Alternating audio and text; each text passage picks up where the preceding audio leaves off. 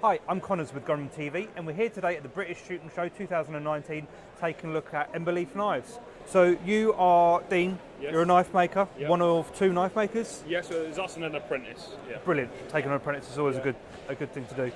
So let's talk a bit about your knives. You sell some very nice knives, high end. We're talking what sort of price range there? So the cheapest knife we make is $399 with a VAT, Yep. And then it's upwards from there. And yeah, we've done projects that are worth tens of thousands. Right. So what would you say the upper limit of the knives you have on the stand today is? The most expensive one we've got with us is $5,000, but it's a one of a kind piece.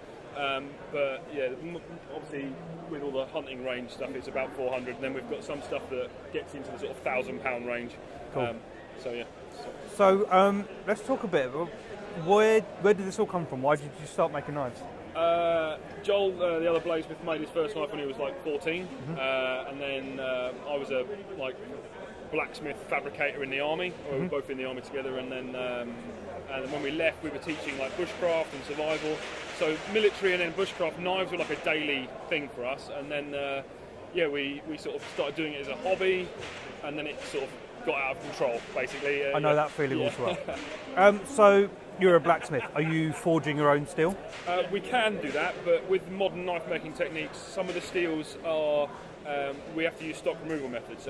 Forging steel is good to make like one individual piece. But when you want to make 10 or 20 or more consistent knives, that they have to be identical. That's modern, day and age. Everyone wants everything perfect. So we're talking CNC machining, No, grinding. We don't use any CNC. So everything is done by hand, but we have to use certain steels. Some steels do not like going into a forge. You'll damage the composition of the steel, and if you start striking it with a hammer, you start upsetting the molecular structure. Right, so you're buying in pre-hardened materials. No, we harden it all ourselves. You do harden it yourself. So yeah, it comes in special sheets. We actually have it made especially for us.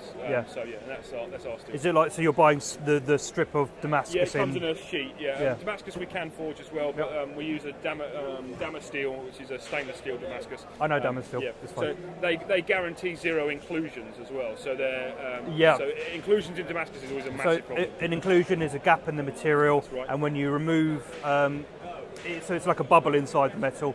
And what happens is, as you're machining it, grinding it, you remove it, and you end up with a dip in there, and especially cavity, a cavity. And by the process of the metal, that cavity is going to be dark, which means you're very, very obvious on a blade. Well, and if you get it on an edge, that's it. You throw the whole project away. Yeah, it's done. Because to grind that back, you can have a knife that's from that way. Yeah, you waste hundreds of hours, doing like especially when you make expensive projects. You put a lot of work into something like that, and suddenly you've got an inclusion on the edge. You might as well just throw it in the bin and start again. And if we obviously lifetime warranty, or make a skinning knife out of it. Yeah, like a necklace or something. Yeah. Cool. So I mean, I meet a lot of people who make stuff, and I enjoy making stuff myself. I do quite a bit of that. I always find that there's sort of like two groups of people. There's people who enjoy working the metals and the hard materials, and people who enjoy the woodwork and the more organic shapes and formings and things. Yeah. What would you say you prefer? I'm definitely the metal guy. So Joel is very much the wood man. Like Joel's a classically trained carpenter. Fantastic. Does all timber frame. Built all of our displays here behind us. They do look good. Yeah, I'm very much the metal side of things. So I like wood. I just don't get it. Like it moves around, does its own thing. Steel, it's like once you've told it to do something, that's where it's going to be. Exactly. So yeah. Exactly. But with that same, I work a lot with the synthetic stuff as well. So with the handles, because there's so many handle options, you have to sort of master all your plastics and all that. But when it's a laminate or a resin, it's easy to work with. It doesn't go anywhere. Yeah. Or easier. Yeah. So tell me a little bit about some of the technologies you've got here. So I can see that you've got like completely through handle tangs, where like the tang is part of the handle. We mainly make like full tangs. Yep. We can do the Scandi like hidden tang stuff. Yep. That's not a problem. We do make a fair few of them, but by their very nature, they tend to be a little bit higher spec. So we only make them to order, really. The full tang, because they're bomb-proof. You hammer that into a tree, you jump up and down, and nothing's going to happen. Do you know what I mean? That's where you want it to be, like nice and strong, robust. And that's why we can offer things like lifetime warranties, because we know our knives are bomb-proof. Do you know what I mean? We use the best technologies, the best materials to create something that we know is going to perform and outlive its owner, and that's the idea. Here's a difficult question for you then. Let's say I bought one of your lovely knives and I started using it as a chisel and broke the tip off. Yeah, I mean, what would you the do? lifetime warranty is within Within reason. fair use. Yeah, Yeah. I mean, it has happened. Would you people offer- have struck them with hammers and stuff like that, and it does happen. But we can put them right. I think there's only one that we've ever seen damaged and returned that we weren't able to put right, and he had basically snapped the whole blade in half. Right. Using it as a pry bar or something. But that was, if you're going to do that with these tools, it's not designed for that, and that's So you do offer like a repair and refurbishment Yes, service? indeed, yeah, and resharps as well. A lot of people don't have the time or inclination for resharps, so they'll send it to us and we will then put it right for them. Cool. Last component really to talk about is the leather. Yeah, so all the levers, I do all the leather work myself, all done in-house. The only thing the company outsources is, short of the manufacture of the actual steel sheets that we use, is the laser logos. Yep. And that's done with a local company near us. We just don't have the facility to use that machinery. So it's the only thing that we do outsource is the laser.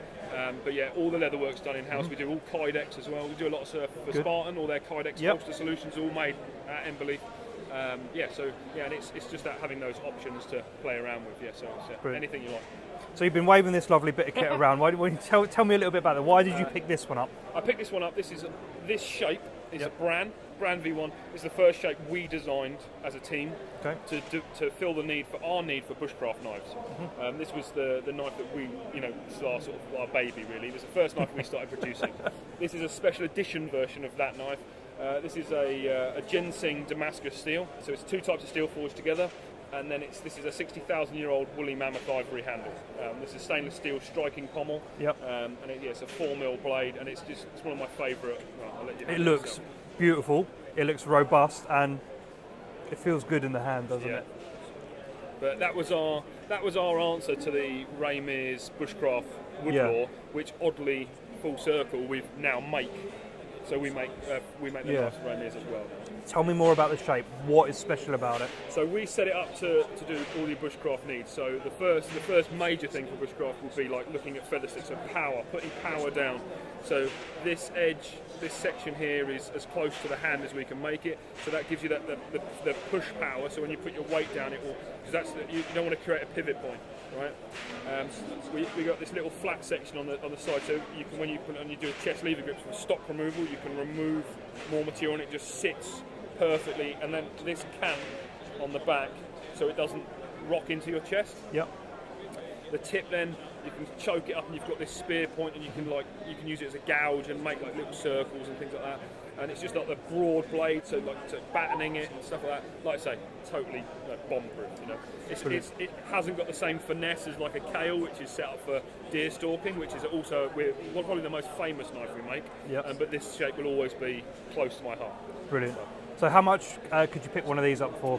This particular one would be, this is £1,250 with a VAT. Obviously comes with a sheath, lifetime warranty, the whole shebang. But like I say, we do make standard versions of these, which are $399 with a VAT. Brilliant. Well, Dean, thank you very much for your time today. It's been brilliant. Absolute pleasure. I've been Connors with Gunroom.tv. I'm going to see you again soon.